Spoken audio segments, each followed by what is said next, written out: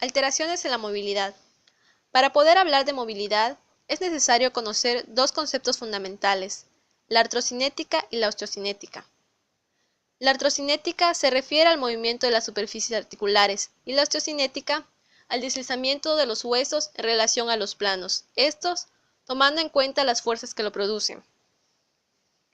Las alteraciones de la movilidad pueden ser por varios factores, ya sea la hipomovilidad, la hipermovilidad o la inestabilidad. Estos pueden provocar el acortamiento adaptativo, dado por pasar mucho tiempo en algunas posturas. Dentro de la fisiología de la movilidad normal, es necesario que estén en funcionamiento los movimientos artrocinéticos y osteocinéticos, así como la destreza neuromuscular y la coordinación. Al realizar movimientos pasivos, se requiere fundamentalmente de todas las estructuras que componen una articulación, así como los músculos. Y en una movilización activa, es necesario tener todos estos componentes, además de un sistema nervioso intacto.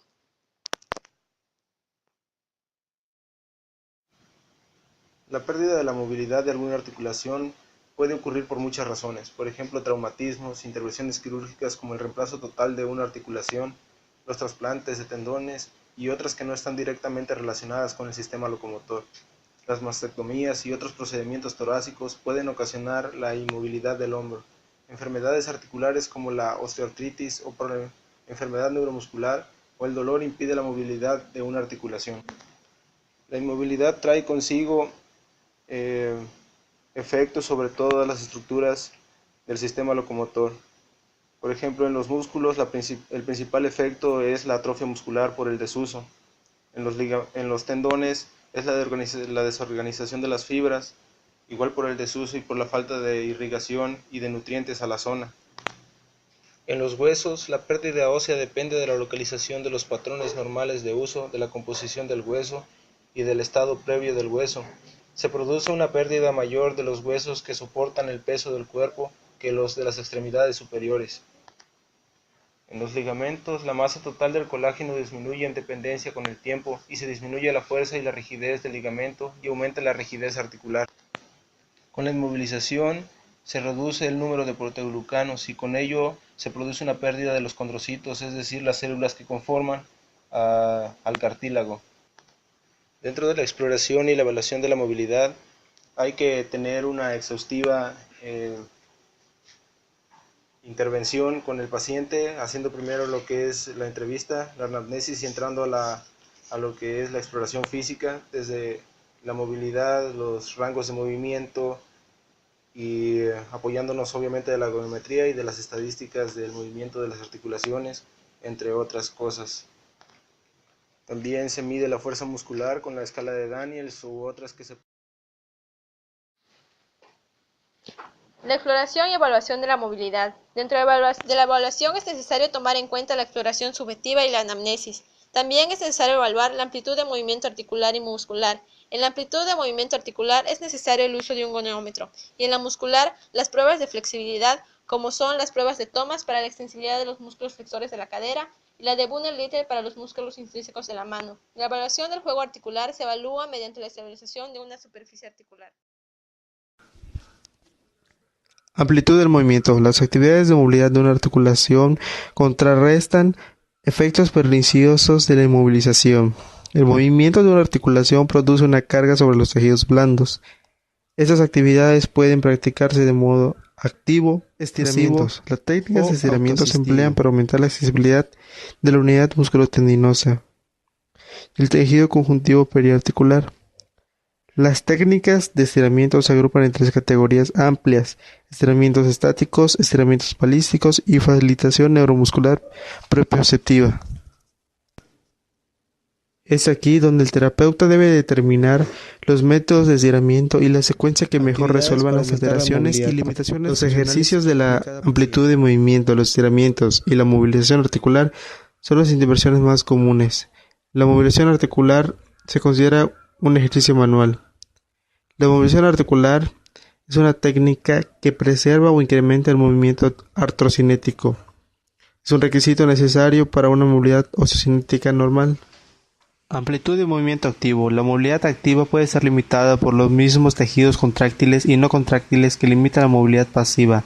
El acortamiento, la rigidez, los espasmos o las contracturas limitan la capacidad de una articulación para moverse. Además, la fuerza y la resistencia del músculo o grupo muscular pueden limitar el movimiento. La amplitud de movimiento activo se define como actividades de movilidad que se practican mediante la contracción activa de los músculos. La amplitud de movimiento activo asistido se define como actividades de movilidad en las que se produce algo de activación muscular. La amplitud de movimiento activo asistido está indicada cuando se permite o desea cierta activación muscular a lo largo de la amplitud de movimiento, al igual que procedimientos quirúrgicos musculotendinosos como reparación del manguito de los rotadores o del tendón de Aquiles. La cantidad de resistencia durante los tejidos no contráctiles que limitan potencialmente la movilidad pasiva son la cápsula articular, el tejido conjuntivo periarticular y la piel. El acortamiento, los espasmos, contracturas de la unidad musculotendinosa también limitan el movimiento. Los ejercicios pasivos para la amplitud de movimiento son actividades de movilidad sin ninguna activación muscular. Cualquier incremento al final de la amplitud debería considerarse un estiramiento y no una amplitud de movimiento pasivo. La amplitud de movimiento pasivo se emplea cuando el paciente no puede físicamente o cognitivamente moverse de modo activo.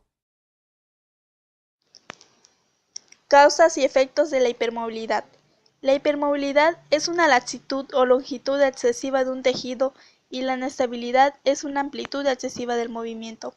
La hipermovilidad puede dividirse a grandes rasgos en categorías de movilidad articular excesiva producto de un traumatismo o un perfil genético o como la longitud excesiva del tejido. La hipermovilidad es causada por una lesión traumática o atraumática.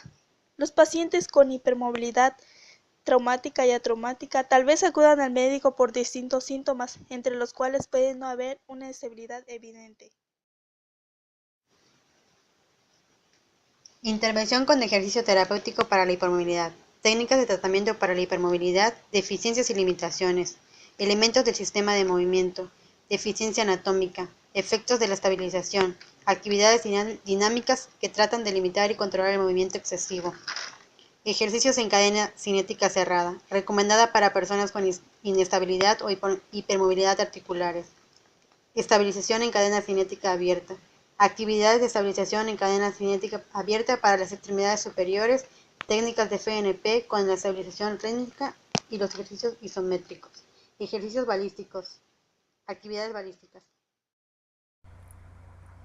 Según el libro de Hall, las técnicas de termoterapia preparan el tejido para las actividades de movilidad al subir la temperatura del tejido, lo cual favorece la relajación y la sedación del dolor y aumentar la circulación local.